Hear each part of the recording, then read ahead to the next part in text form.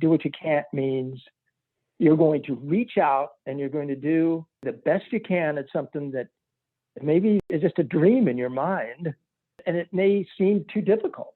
And that may be why you're saying, I can't. I learned one big thing about myself is if something crosses the line with me and I want it, I'm not going to quit.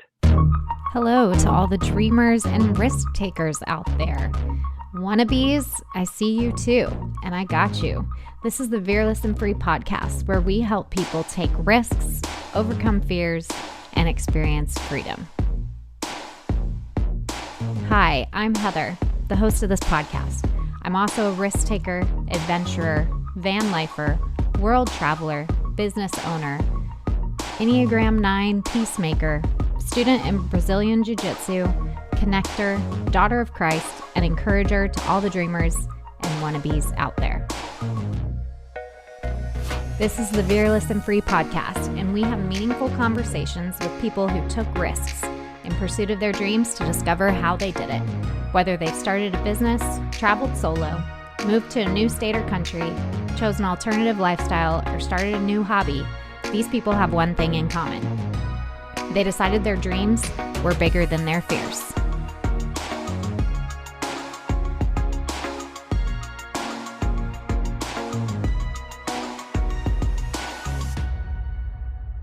Thank you so much for listening to the Vereless N podcast. I am so excited about this episode. I'm excited about every episode, honestly, because I get to share with you conversations with my friends, people that I know and people that I don't know, who are living their dreams, overcoming fears, just pursuing things outside of their comfort zone. And I get to share these conversations with you. Today, I am joined by my good friend, Don Elliott. Hey, Don, how's it going? Oh, Heather, I'm right here with you. Let's do this thing. This is great. I'm excited. Me too. Well, Don is a husband. He's a father. He's a grandfather. He's retired from his career in insurance. And honestly, he is one of the most excited people that I know. He is also a marathon runner, and he is quite fearless in that pursuit, as he has raced in 20 marathons. Don, when did you start running marathons? Yeah, that would be when I was age 40. So so that would be 1983. Nice. No. Awesome. No, yeah, it is. No. Yeah, 1983. Yeah, well, I'll get this. Well, that's amazing. I've run 3 marathons, and actually, as you know, if you've listened to this podcast before, if I've met the person, I love sharing these stories because they're always unique and super fun. And obviously, I like to meet new people and connect with people. And also, I love to help people. So my story of how I met... My story of meeting Don is quite unique. I used to work at the Outrigger Waikiki Beach Resort, and I was the lead concierge. I received a phone call from a future guest. He was not at the hotel yet, and he was in a little bit of a panic. I could tell. Yes. I could tell by the way he was talking. And yes. Yep. And that person was Don, and he shared with me over the phone that he was coming in to run a race, and if his flight got delayed, he might not have an opportunity to pick up his race packet. They wouldn't allow him to pick up his race packet the morning of the race. So he was a little bit freaked out. And so I immediately asked, "Oh, is this the Honolulu Marathon?" And he was like, "Yes, it is." And I told Don, I was like, "Oh, well, that's cool, because I'm running that marathon too. I'm going to be picking up my race packet. I'll just grab yours while I'm there." And Don, what did you say to that? Yeah. Well, first of all, it was shocking. I thought, my God, this is easy. And I said, "Who is this person again? They're already going to pick up my race packet for me. It's already going to take care of the situation." And it was just crazy. And Heather, from there on, we got so excited. We were talking about it and getting ready. Did you train much? What'd you do? And I don't think you trained much for that. Yeah, I mean, it's kind of like, and I scratched my head and I thought, oh, come on, this girl is going out there. She's gonna run this thing. She's telling me she hasn't trained much and hopes everything goes okay. Yeah. So it was absolutely amazing, and we've become close friends ever since. We've just been in touch. We've run another, I think, at least one other marathon together too, right? Yes. Yeah, we did. Well, only because you convinced me to run that race with you. I know. I was pretty much done after 2 because my training regimen was like, well, I had run one marathon before that in May of that year, and the Honolulu marathon was in December. And so I just basically signed up because I was like, oh, sure, I'll just run another marathon. And the first marathon I trained for like 6 weeks. I signed up like a month or so in advance. And then this marathon, I think I trained a little bit more, but I don't think I trained as hard as I did for my first one because I knew I could already do it. So I didn't have to prove anything to myself. I was like, I'll just get out there and tie my laces and we're good to go. Which is absolutely amazing because the marathons are different. Everyone is different. And you have a different experience every time you do it. Some good, some bad. I didn't expect this. Well, that could be good or bad, right? Right. And so you, I think the second one you had a little tougher time with. You were kind of surprised that, oh, wait a minute, God, I'm slowing up. And boy, that happens a lot. So yeah, totally. So, my second one, I was like halfway through, felt good. And then all of a sudden it was like a brick wall. And I'm like, wait, I have a whole nother one of these to run, another 13 point whatever miles and 26. Yeah. It's 26. 26.2. So not 13. No, I had 13.1 miles to go. I had to run that again, Oh, again. Oh, I got you. Yeah. Once I got to indeed. That's a lot of fun, isn't it? Yeah. That second half of the marathon. Oh my gosh. Yeah. Well, I'll tell you what, I am absolutely, I'm very proud of you because I just want to tell you, you're doing something you can't do with this podcast. In other words, this is one of those things you dream of and that you go out and just say, I'm going to do it. And it's the very thing that you told me that we were going to be talking about. And I thought, my God, what a great thing. It's got to make you proud. It really does. You're doing it. Yeah, thanks.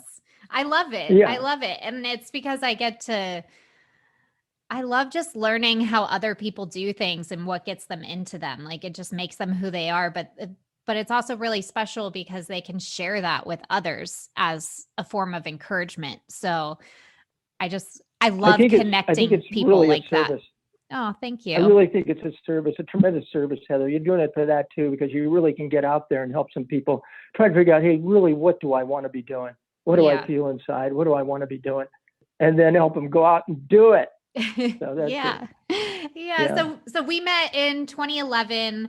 We ended up meeting face to face the night before the race. I told you I was carbing up with some friends were going to join me, and you could meet me at this Italian restaurant in Waikiki and I would give you your race packet, and you were ecstatic, and it was pouring down rain that night, and you and your wife, sweet wife Jan, showed up, and I immediately knew that I had a new best friend. Yeah, no. It was amazing. I remember just giving you a big hug. And I said, how can anybody so personally take that on and say, I'm going to help you. I'm going to get your race packet. I was calling there because I was told, my God, they're shutting this thing down. I'm getting in there. What if the plane's delayed? And you work too hard to get to that point. And there you were. You were. Yeah. As a fellow runner, I knew you have a lot on the line for this. You've put a lot of time and effort into training, and this is like the pinnacle of that experience is completing the race. Hard. And if you don't have your race packet, if you don't know, when you run a marathon, your race packet not only includes your bib, but also your chip, which registers your official time for the race. So yeah, you can go out and run the race without your race packet, but you wouldn't have your number and it wouldn't be registered. And so having that packet is pretty important. Oh, it was everything. Absolutely. Yeah. Funny too, Heather, as I was getting ready before we made contact here to do this podcast, I was pacing around the room, and it irritated Jan. Jan said, "Well, why are you pacing around like that? Why are you pacing around?" And I said, "I feel like it's just like when I was always getting ready to do something that was important to me, and I was thinking about a marathon. Until the marathon gets going, I'm saying, let's start this thing, And so that's exactly what I was doing here. And that's why I called you a little bit earlier. And I said, hey, can we get this thing going? I'm ready. Yeah, I was like, wow, he's so eager. But I think it's also like really funny to share the story of us trying to set up this podcast because Don is in his 70s and he is a self-proclaimed like non-techie guy, right, Don? No, I just am. It's not even self-proclaimed. I mean, I just admit it. I mean, I could care less. I'd rather get on my jets and go out for a run, to be quite honest with you. Just put them on and go. I've got nothing there, and life is good. Getting him on here was funny because I sent him a link and he was like, okay, so what do I do? And I'm like, yeah, you just click that link at the time. And he's like, okay, so on a computer. And I also need headphones. I don't think I have headphones. And we realized his computer, they couldn't locate the headphone jack. And I'm like, you know what? Just use your phone. We got this. It's just audio. Just use your phone. And then I had to change what platform I'm recording on because you can't use that over the phone without the internet. Right. And so anyways, all good. I ended up going on Target online and buying Don headphones for him to go pick up. Right. So I'm in North Carolina, ordered headphones for pickup at his local Target, and he picked them up, and now we're talking, and that's pretty awesome. I needed another thing too. I actually was proud of myself because I needed an applicator or something that an adapter. Adapter, yeah. If I just left there, I would have been, wow, how do I get this thing in here? I don't understand why it doesn't work. Well, good. But anyway, so the adapter came, and because of that, here we are, and it's a miracle. I think it's a miracle. Yes. Okay, Don. Well, let's get into it. What are your biggest passions? My biggest passions, are without a doubt, my biggest passion is my family.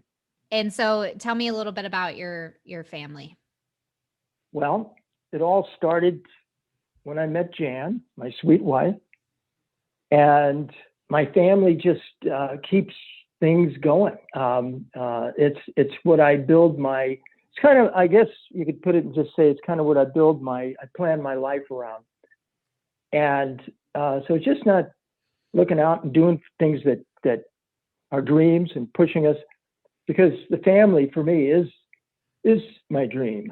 I guess what I'm saying, one of the things that you mentioned constantly is freedom, mm-hmm. and you talk about freedom, just doing things other than, out of the ordinary. Does it give you a freedom of accomplishment and so on, which I understand that question really well. But my freedom doesn't come from that.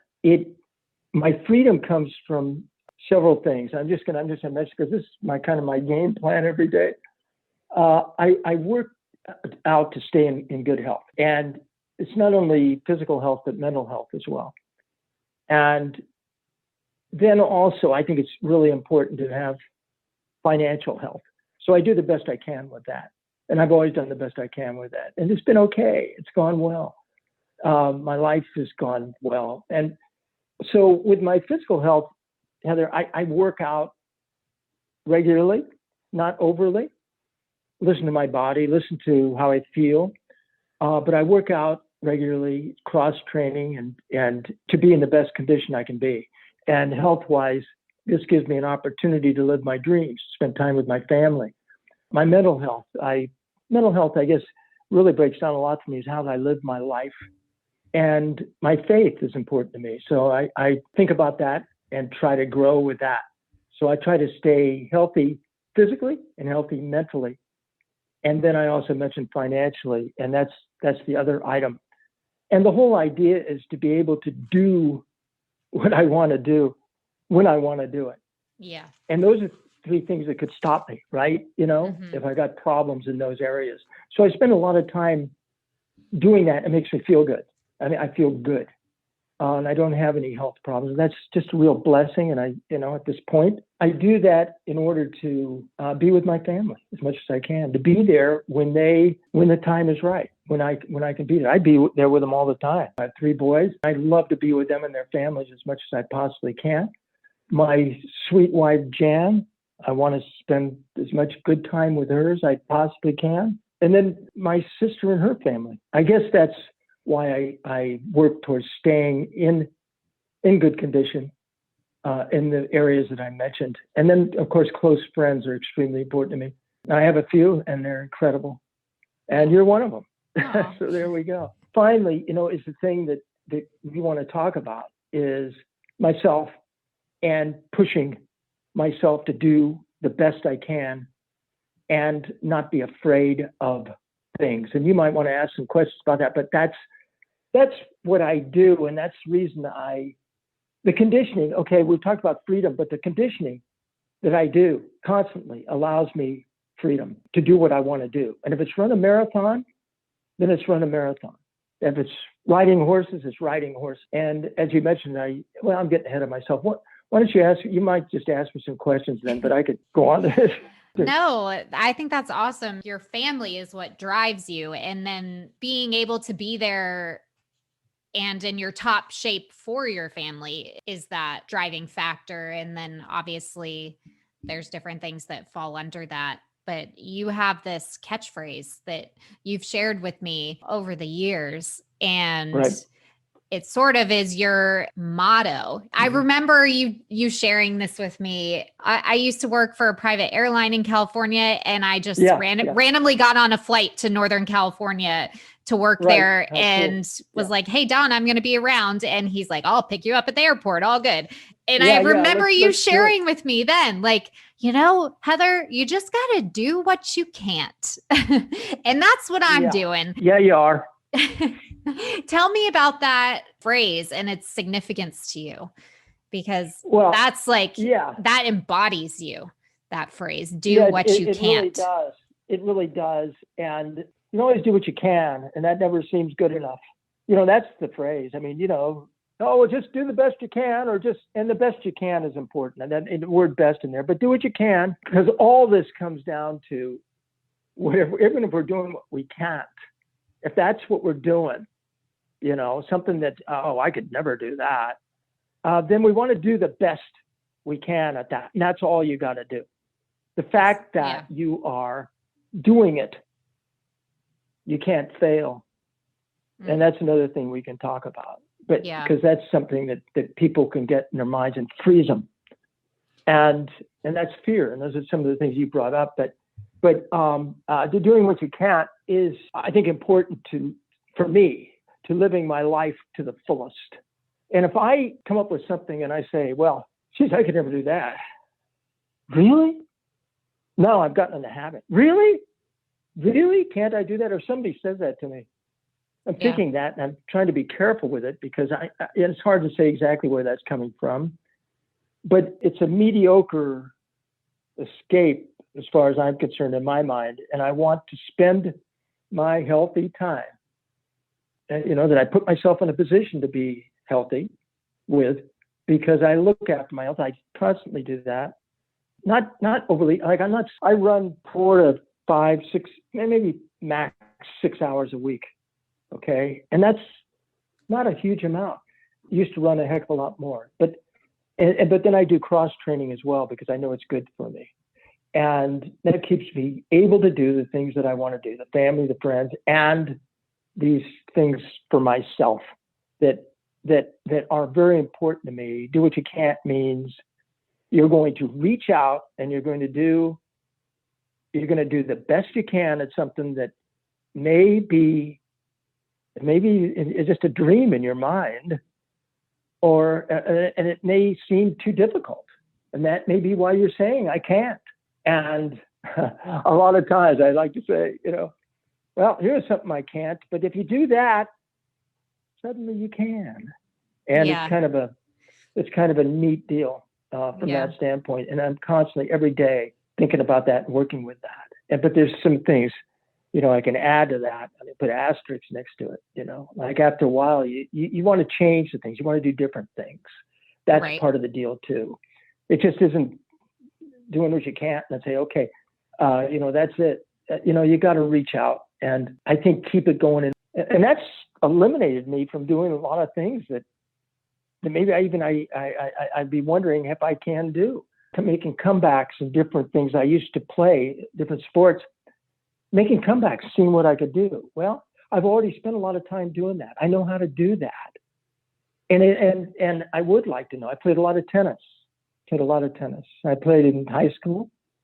And in fact, my tennis coach in high school he's my coach, Cliff Donnelly. I'll say Cliff Donnelly. And he taught me things on and off the tennis court. He was my coach. And my senior year of high school, that was my best tennis time. Actually, I could play. I did well in the Bay Area or San Francisco Bay Area. Funny thing is, I got to college to play, and I had a great college time. I went to Arizona State, Sun Devil country. And I wasn't mature enough to be able to, I left a lot on the table with tennis there at Arizona State because there were so many things going on that, oh my God, the young ladies running around and oh my God, the academics, and I'm going to be on the tennis court all the time. Maybe not, right? Yeah. And so it's just kind of interesting. But tennis is one thing I played a lot. I've thought about going on and playing tennis. And see, where can I go? So a couple of people I used to play with said, if you start playing a lot, which I haven't played in quite a while because I've been doing these other things, but we'll play doubles and we'll see what we can do in the tournaments and stuff and our age group and stuff, which would be interesting to find out, Heather. But I've done it. I spent a lot of time on the tennis court. And I guess what I'm talking about, my point is, I'm talking about new stuff that we haven't done. Look at all the stuff out there. Wow. That we just thought about possibly doing. Probably I won't pick up the racket again. Probably I won't because I've done it. I spent so much time on the tennis court. And there's a few other things too, and the marathons too, fall in a similar category. So I'm not sure where I was going with that. You can pull me out of this one. No, I totally agree. And actually on my last episode that I published, I interviewed my good friend Shannon Downing, who's an Olympic medalist snowboarder. And she was saying the same thing. You have to do what you can. And it was crazy how these two interviews are connecting with each other because she's like, I can't be a professional snowboarder. I can't go off this crazy jump, the 60-foot jump. But you have to try. And I think it's so beautiful that these are kind of weaving together. And I love what you say. You kind of get comfortable in that area that you've done what you can and now you're doing it, and go try something else new, because I think there's just something about learning something new and starting at the bottom again and making friends with people that can show you the ropes, things like that. So growing and challenging. Growth opportunity. Yes. The growth opportunity in something new is unbelievable. Isn't it? Right. Instead of the same old, get out there. Okay, I know what to do here. Okay. Yeah. And it limits your growth. I think it's just really a beautiful thing to learn something new. And that might be what some people are afraid of learning something new, afraid of not knowing when you go into something, how it's going to work. What sort of fears do you have, Don, around doing what you can't? My fears doing what I can't, just about everything. I think that fear is unbelievable. I felt it myself, and I see it in other people. I felt it at times during my life where I limited what I could do. And you work with that, and you try to get rid of it, because everybody's going to feel that fear of failure. Well, I don't feel that much anymore. But when I was because I have a different point of view. I'm just Yeah. going to darn well do the best I can at this thing. And I'm just not going to fear it. Right. But I understand the fear. I understand it. So my thing is just do it.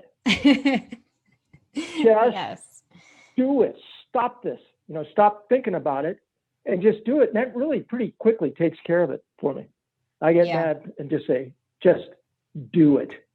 And then see how it comes out and give yourself some space and let yourself not do what you were hoping you were going to do. Let yourself do that and then watch what happens. You're going to pull yourself out of it a lot of times. And a lot of times we have to feel failure. I mean, if we're feeling this, we feel the fear in order to do our best. Mm-hmm. And so it's a process you got to go through. Yeah. And so all I can say is to anybody who, and it's a big deal. It's a big deal going on and doing what you can't do, going beyond what you can. And it's very, very rewarding. You'd mentioned freedom before. Does it give me a sense of freedom? You'd mentioned that the other day. Yeah. And I can also say that that I'll go back to it again and say my freedom comes from working hard to be in a position to do these things. Okay? Working hard with my health, physically, mentally, and the financial ability to just enough to be able to do what you want to do when you want to do it. And my family and my friends, once again, I want to be in a position to be there for them. And that's the reason, and that's the freedom I feel. I've got freedom because I work hard at it every day to be staying in good health. Yeah. And included in that is myself as well and doing what we can. And so the freedom, I would say that the big thing, like if I run a marathon, it doesn't make me feel any freer because I already feel free. Just doing it, I feel free. Yeah. But it makes me feel proud. Right. Having the It ability. makes me feel proud. Yeah. Having the ability to be able to do those things that you want to do. To just do it. And even something that's difficult. It's difficult a lot of times, right? It's difficult. Yeah.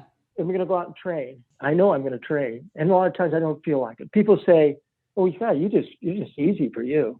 You just got it in your bones. I mean, you just go out and train. I look at him and the first when I heard that, I almost went into shock and fell down on the ground right in front of him because I couldn't believe my ears. I said, no, there's so many times I'm laying there in bed in the morning. I want to roll over. I want to go back to bed. I want to go back to sleep. But I know I've got a track workout that I'm going to go out there and I'm going to do some intervals. I'm going to work hard. Mm-hmm. And it's really a struggle. There's no doubt in my mind I'm going out there. Yeah. There's no doubt in my mind because I would just be all over myself if I didn't. But a lot of times, you got to pat yourself on the back. It makes you feel good. It makes you proud. Like I'll finish one where I really had a hard time getting out there on the track, and I'm walking right down the middle of the football field afterwards, and I'm giving myself a standing ovation. I am clapping. And I've had people run over to me and say, what are you, I've been watching you, you've been working out and stuff. What are you doing? And I said, I'm so proud of myself for getting out here today that I am giving myself a standing ovation. I love that. And I love that so much. Myself. Yeah. It pushes you, Heather. And yeah. I want that feeling. I want the feeling of, nice going, man. So I talk to myself, nice going, man. Nice going. I think it's important. And it's important to have other people think that you're doing okay too. And once in a while, somebody will come over and say, what are you doing? Say, oh, that's so great, because they didn't want, what is this guy walking down the middle of the field clapping his hands for? Just clapping away. But anyway. So, I can totally picture that too. Oh, yeah. Just the biggest smile on your face. And yeah, nice going, Yeah. So I could say, fear, that's a good one. That is really a good one. It can be used in such a positive way. It's such a real thing to understand that, first of all. I mean, anybody says they don't fear anything or failure and think, oh my God, what if I don't qualify? What if I don't? Just look at the Olympic people. I mean, my God, there's got to be fear there. Either that or they're not human, or they're, Right. and to understand it, then you can use it to be as good as you can be. Mhm. In some of the ways maybe we've just discussed a little bit. But the thing I got to say, the bottom line, fear, is just do it, man. Just do it. And I'm talking to myself when I do that. Yeah. Just do it. I totally agree. The title of this podcast is Vereless and Free, all about being fearless and free. But actually, we always feel fear. There's never going to be a chance where you're actually fearless. But I think it's that mentality of being fearless and saying, I can do this, and not letting those fears in your head stop you from trying something new or just getting out there. And yeah, I've had the same thing happen where I have something planned for the day, some physical activity, and I'm like, I just can't do this today. I just don't want to, but you just force yourself. And that's an accomplishment in itself. It's like, all right, well, Dude. this is helping me achieve my greater goal, whatever that is. Yes, the answer would be yes. Yes, you can do this. And the next statement is, I'm going to do this. Yeah. That's the reason I can, is because I don't want to think about it anymore. Right. I remember when, you're raising your kids and stuff, I got 3 boys, and we went through stuff, and Jan and I were always extremely involved in what they were doing. And, to take them through this, of what they've accomplished, and I see them accomplished. As far as family is concerned, these 3 guys are my heroes.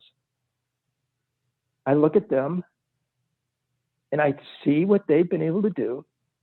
And with Jan and I working with them as well, I see what they're doing with their own families.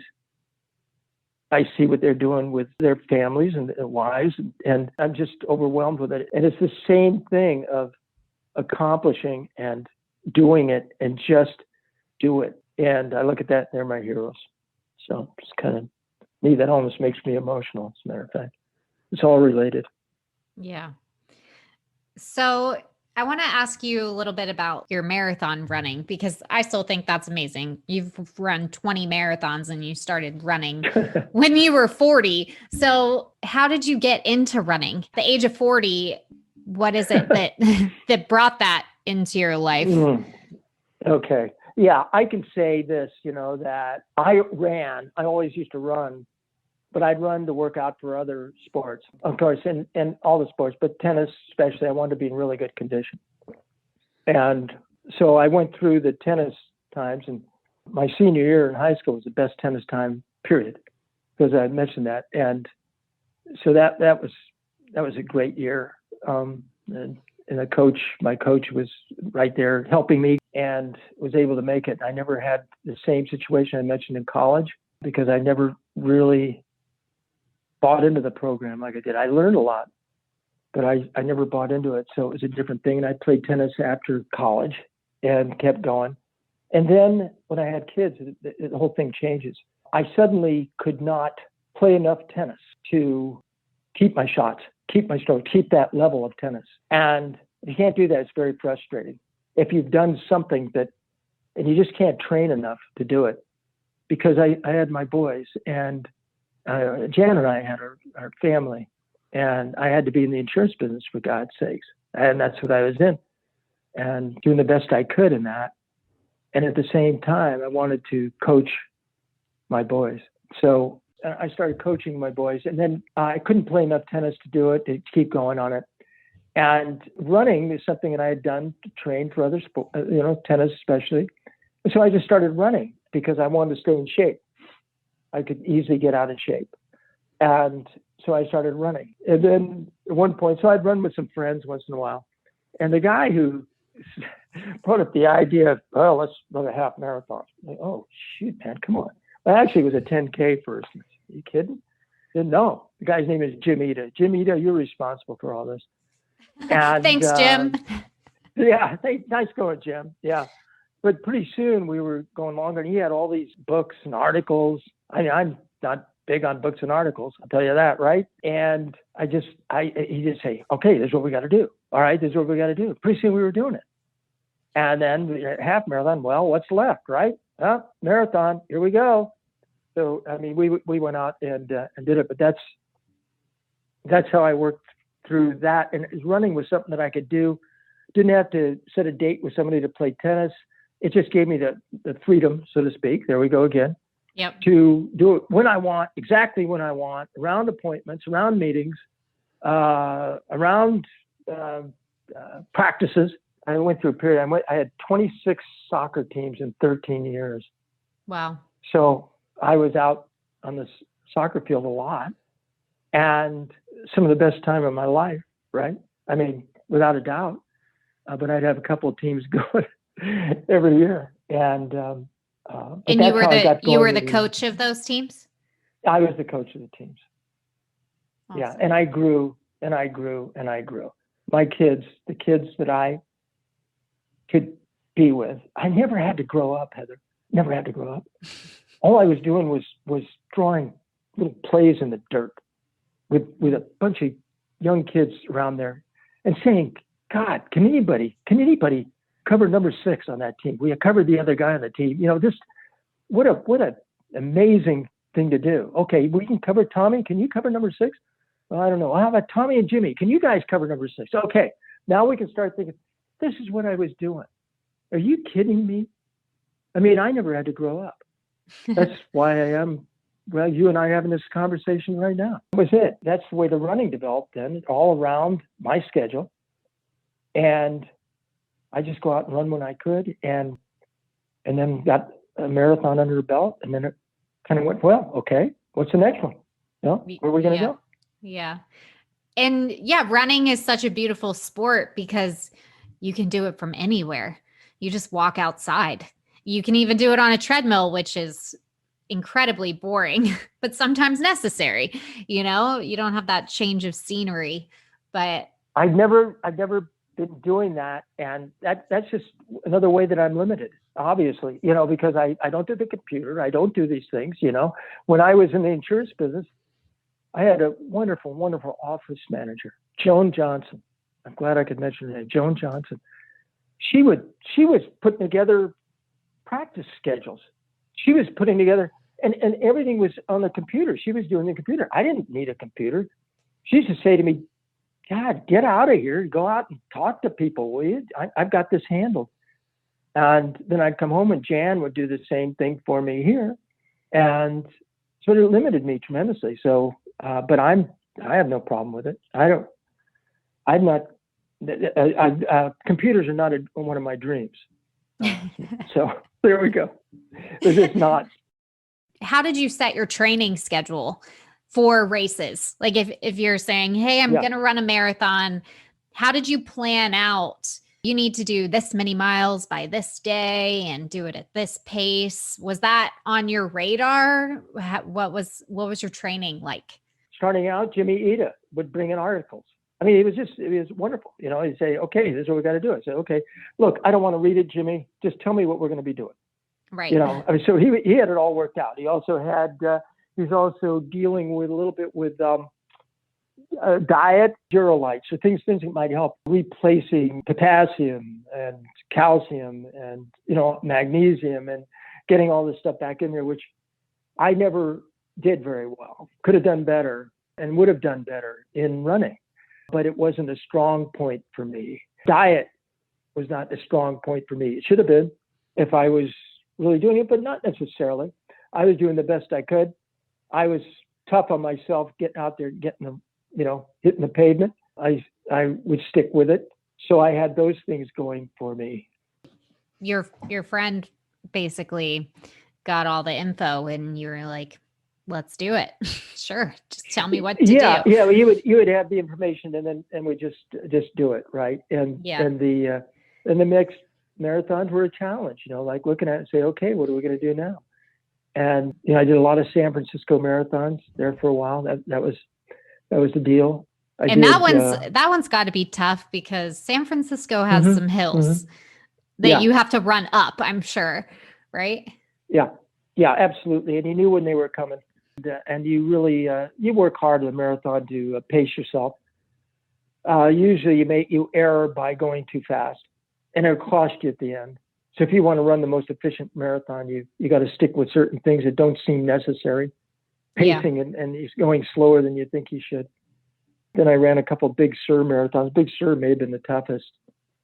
The Big Sur, beautiful, beautiful though. What a beautiful thing. And so many Big Sur to Carmel, Wow. It's just dynamite. And then of course, Honolulu, right? There we go. We're over to Honolulu, and Maui. And, these things are, so the training, as time went on, I started getting out on the track quite a bit. I learned that intervals would help your speed. And I was very proud of that. I felt very good about that. I worked hard on that. And then you get your long runs, you get your hills, and make sure you get hills. Those hills are going to be there. And you try to learn whether you want to attack the hill and then cruise afterwards, or you might do different things at different times, depending on how you feel. And then, of course, you get your distance in. And you run a heck of a lot more. I mentioned I was running 4 to 6 hours now, and you'd run a heck of a lot more training for marathons. If you start training, you do a little bit more. But the interesting thing I wanted to say to senior people, to seniors, is that you got to listen to your body because it's different. It becomes a different thing. And it changes everything because you need recovery time. And so it's just not out maxing your miles, because that's going to be very, very difficult to do, because it's not the same. It changes. And I would say that I was shooting from the hip with training and stuff all along. I was always reaching for more. Not that I should have been, but then that was reasonable. And that would cost me sometimes, and I'd learn from that. Always reaching for more. So going to the senior phase is just fascinating. I'm so grateful to be here, still be alive, be in good health. Yeah. And you sent me an article. You were featured in a book called Shifting Gears, and it's about 50 different baby boomers sharing their meaningful journeys in retirement. And you have a pretty incredible story about the Maui Marathon and then the California International Marathon that followed. But that was sort of about listening to your body. I love that story. Would you mind sharing that experience and what that was like for you? Oh, no, I don't mind that at all. And I certainly wasn't featured in this thing, but to put it that way, I was fortunate enough with this fellow, Richard Haydick. And I was fortunate enough he said he wanted to interview me. I met Richard from my wife, Jan, and his wife, Barb, worked together at St. Anthony's and helping homeless people with food and so on. And so we met, and it was funny because we met, they were having a party at his house, and they were throwing a party. And he's a competitive guy. I mean, talk about competitive. I mean, I'm a competitive guy, and there's no doubt about it. I love competition, love challenge. Well, so does he. He's a biker, but his house was set up with all these contests. There was cornhole, and there was these things you throw and wrap around stuff. There was a pickleball court, and good Lord, I mean, we just kind of went at each other all afternoon, and we ended up in the pickleball court, and we were just pounding the ball all over the place and just having a great time. And afterwards, we were both kind of shaking our heads and saying, wow. And he said, then he invited me to try out for his book to be one of them. He had 50 people that he was going to limit it to 50 chapters. And so he asked me if I could, if I wanted to interview with him. And I said, yeah, of course. What the heck? You want to interview me? All right. And he started with a question of, well, what's the latest thing that you've been doing that's important to you? He was trying to get the ideas across, and just one question. Well, he didn't have to say a darn thing after that, because just 2 weeks earlier, maybe a week earlier, I'd run the Maui Marathon. And this marathon, I trained for it, the hydration, the dehydration part of it. I had my electrolytes going regularly to carry me through, so I wasn't going to cramp up at different times. Second half of the marathon is what you worry about. And I was pacing along. I was going fine. And I'd say it was hot, very hot.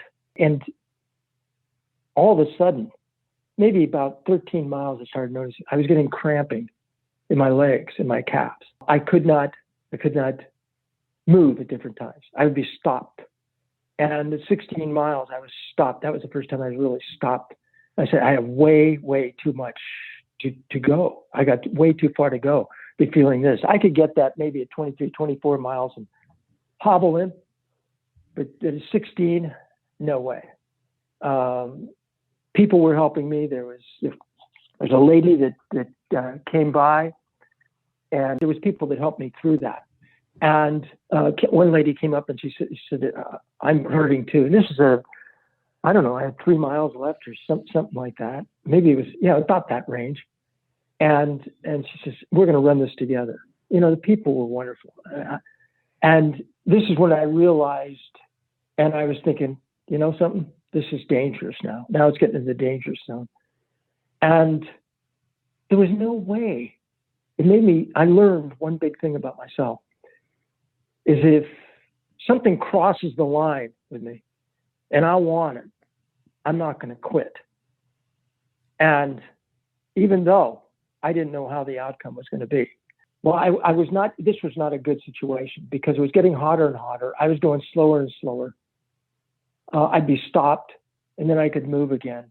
And so there wasn't an inkling of it. I would stop and all of a sudden I could move again. I'd talk to people. What can we do? Can we help you? People were just so unbelievable. And I guess, to make a long story short, I went through this and I'd start, I'd stop, and I'd be able to move. I wouldn't be able to move. And I'd come in and there was people at the end of I remember people at the end of the finish line. And they loved to go there. They just loved to go there and root everybody in, and stuff. Well, I didn't even realize we were almost done because I always had my head down. It was just like one step at a time. And I was about 30 yards away. And I said, is that it? Is that the finish line? And then people were there. All of a sudden I had one of my cramps. I couldn't move. And I looked at these people and they were horror in their face and they were looking directly at me. I thought, oh my God, this is it. I was trying not to fall down. And then all of a sudden I could run again. And it really brings tears to my eyes because the people were so wonderful. They say, nice going, man. Nice going. Nice going. I don't know what I learned from all that. When I crossed the line, I needed an IV. I was looking at Jan and I said, you better stick around here. My wife, Jan, I said, you better not leave. You better, I don't know how I'm doing. They offered me an IV and I turned it down after I said, come on, I don't need this. This is, I'm good. And then I said, something? Maybe you guys better give me an IV. I'll tell you what, Heather, I'll never turn down an IV. If anybody wants to give me an IV anytime, any moment. I mean, it was just, it was game wonderful, changer. Wonderful. Yeah, it was a game changer. But this whole marathon, I hope that explains it because there was ambulances going around all over the place, especially hot day. I prepared for this thing. It was making me so sick at the end. I couldn't even take my Enduro lights or goos and all this stuff that's supposed to keep me going and make me do the best I can. It was remarkable. Anyway, what the end result of that though is I was first in my age group. And it was by default. Everybody was dropping out. So there you go. Yeah. And it's so funny because we have it wasn't your first marathon. And so you probably had expectations of how you'd performed before. And that was a new experience for you, being that dehydrated at that point in the marathon and not being able to keep going. So mentally, I don't know about you, but I would be hard on myself being like, oh, you've done this before, keep going and don't quit, and sort of feeling like a failure in a way. But then you have these other people cheering you along. That's like, good job, man. So yeah. You always like set your bar super high, but the people on the outside have no idea what you've already accomplished. And they're encouraging you of this Wow, accomplishment, unbelievable. staying in the moment, being present with, Unbelievable. right? Absolutely. They were unbelievable and just wanted to help me so much along the way. I learned so much from it. And the crossing the line for me, though, that was a realization that, yeah, there wasn't an instant that I was going to quit. I would have been flat out crawling, and that's kind of stupid in a way, right? I mean, you're supposed to be able to control that, but it made me realize that there's certain things that if it crosses the line for me, that's it, and I'm going to stick my neck out, and maybe we all get to that point sometimes where different things, become that. Not even become that important, and that's it. That was period. There wasn't any doubt about it. So, Yeah. And I'm so grateful that I kept going. I'm so grateful. I'm so grateful. There isn't a moment that I regret. It could have, I guess, but I don't think I was in any trouble, and that's the other thing. I really don't. The IV pulled me out of it. They were there. They gave me the help that I needed, and I felt great afterwards. I mean, I just felt absolutely tremendous. Boy, an IV for dehydrated. Oh my God. Don't ever turn one of those down, Heather. I've heard that before. Have you? Yeah. Well, it's so true. I mean, it's so true. One of the things too that is kind of interesting, okay, and some I might share is that at one point I was talking to one of my old high school teachers, and I wasn't real good student. I used to try to avoid teachers in the hallways sometimes. High school. This is high school. I just turned 70, so it was 7 years ago. And he said, okay. He said, look, and these are wise people. This guy, he was so smart, so wise. He almost used to intimidate me in high school. He says, okay, here's what you do. Don't try to do what you've been doing in the past. Don't try to do that, because you're going to end up running right into a wall. Be smart about this, okay? And don't try to do the things you're doing before. You're going to run into a wall. I said, well, thank you very much. God, that's wisdom, man. Boy, God knows I need that. I need that help. Bottom line is, Heather, here I know this guy. I never bought into it. I will not allow myself to feel like I can do any less. And you turn out to do less because you're slower, need more recovery time. And that's just with running, but with anything, I think. Tennis, oh my God. I didn't buy into it. I'm just putting it that way. And that's the best way I can explain it. And I'm so glad I didn't. I don't disagree with him. I think that makes all kinds of sense. But I'm going to continue to go for it. I think it's very important for people to keep going. I don't know, like that was great advice, but I think it's very, very important not to allow age-related things to creep into it until you just absolutely have to. Don't plan on it beforehand.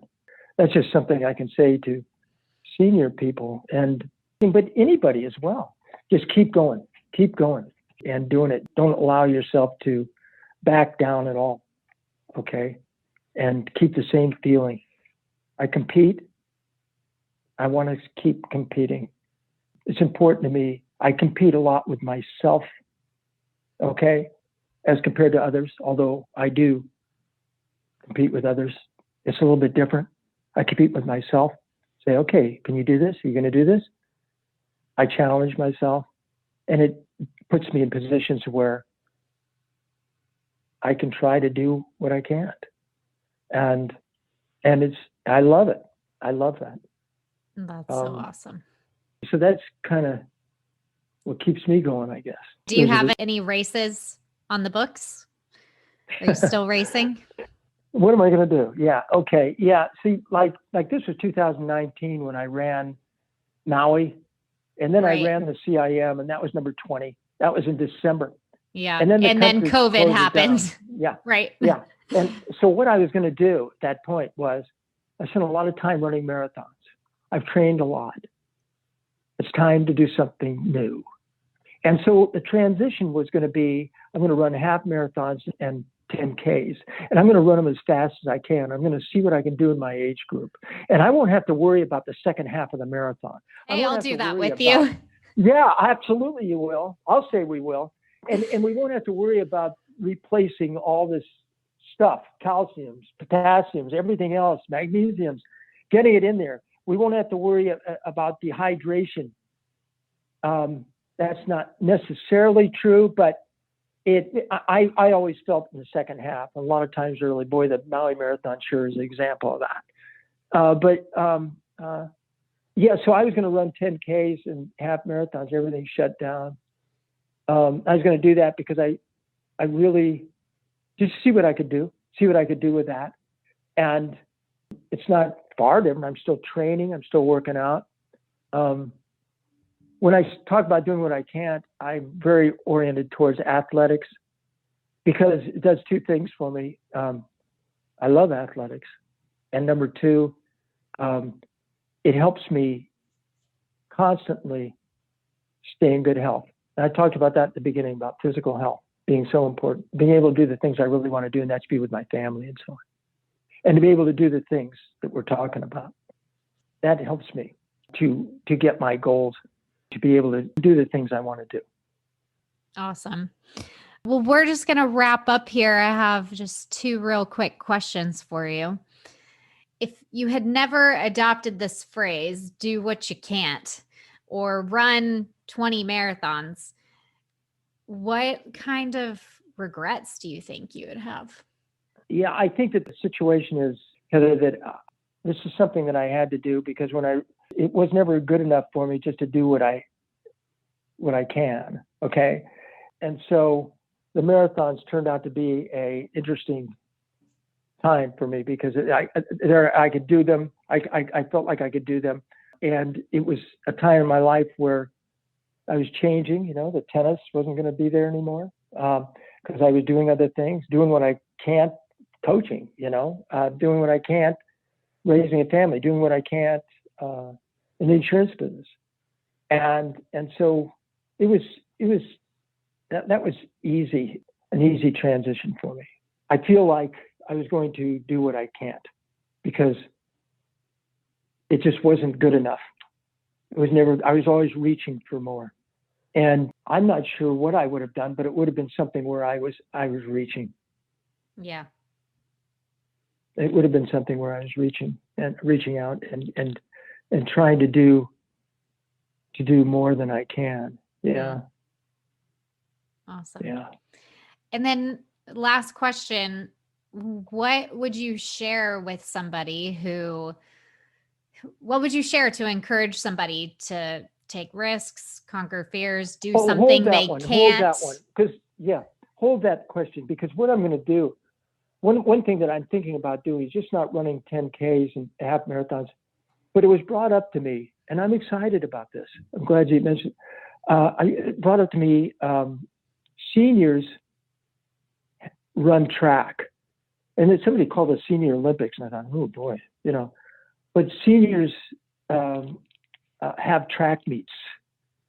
And I'd like to find out with my training just what I could do along those lines. Run the 100, run the 200. I've run long. Run the 400. See what the heck I could do. Train to do that. And I think that's my next thing. I can get excited about that. Right. And the other part of it is that my oldest son, Spence, is the track coach, Davis High School, and the English teacher there. And I was thinking, hey, man, God, maybe you can train me, man. Give me, Spence, give me the stuff to do. I'll do it. I'll do them all. And wouldn't that be fun to get my son training me a little bit and,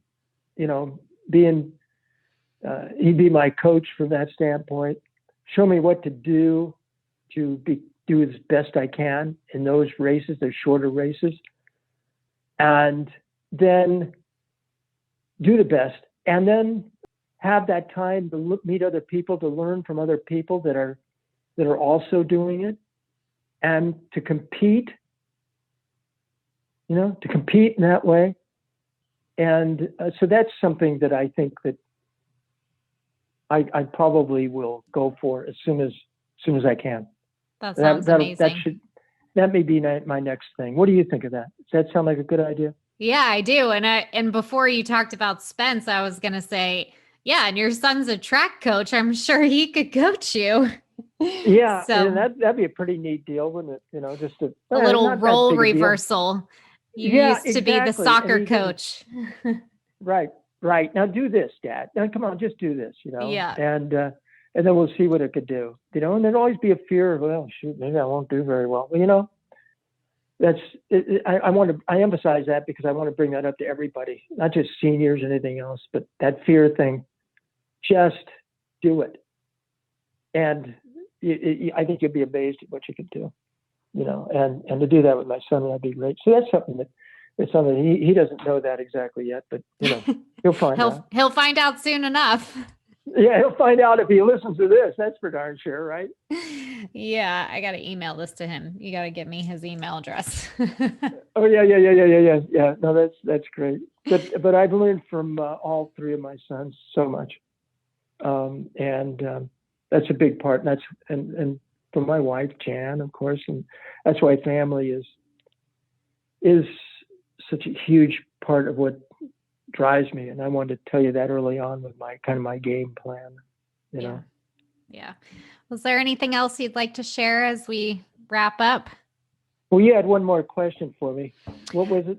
Oh, well, you sort of had a little encouraging bit there, but yeah, just what else would you like to share that would encourage someone listening to do what they can't?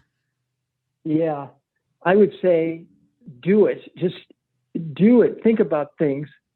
Do it. It doesn't have to be athletics and stuff like that because there's so many other things. There's so many things out there that you haven't done. Think about it. Get your dreams in mind. You use the word dreams and no fear. Mm-hmm. Do it. Take risks. Do it. I think that you will be extremely proud of yourself. It will add so much to your life, and you'll meet new people and have new experiences, and it'll take you places you never thought of if you live your life this way. That's why your podcast is so important. And this Shifting Gears book, which I saw, Richard Haydick, what a great book. What a great book, because it has so many different ideas of how you can live it and get the most out of it and what you should do. And it's just not shifting gears for seniors, though, but it's all throughout your life. You have other responsibilities before you reach seniors, but just try to make time for this as well. I guess that's it. Awesome. Well, Don, this has been so much fun. It's so great to have this conversation with you. I know when we talk a lot. So I'm just really grateful to have you in my life. And Heather, it's really sweet. You could share everything with us. So I will. Well, this is so fantastic. I mean, this is so great to talk with you and share it with you. And I hope that it helps your program. I hope it helps what you're doing, because what you're doing is so important. I think that's how important I think it is in one's life. I think you're right on with this. I hope that some of what I said could get across to people, because I don't know. I mean, it's just me, right? What do I know? Sure been an important part of my life. And thanks for thinking enough of me to have me on your wonderful program. Great. Of course. Well, I'm once again just so excited to have this conversation, and the beauty of what happens when you are nice and generous to people is you meet great people like Don Elliott. So you're very sweet. Thanks, Heather. And thanks for getting my packet for me. Oh, of course. Yeah, thanks for getting that, because that got it all started off. Because I couldn't believe that you were going to do that. I thought, my God, this lady's going to, not only am I bugging her with a problem that doesn't seem important to her, but she's going to go get my packet for me. That was really fun time. Yeah. So yeah. I'm glad it all played out the way that it did. And thanks everyone for listening to this episode of Vereless and Free. I will have links in the show notes where you can check out that book that Don was talking about called Shifting Gears. And have a wonderful day. Thanks for listening. Thanks, Heather.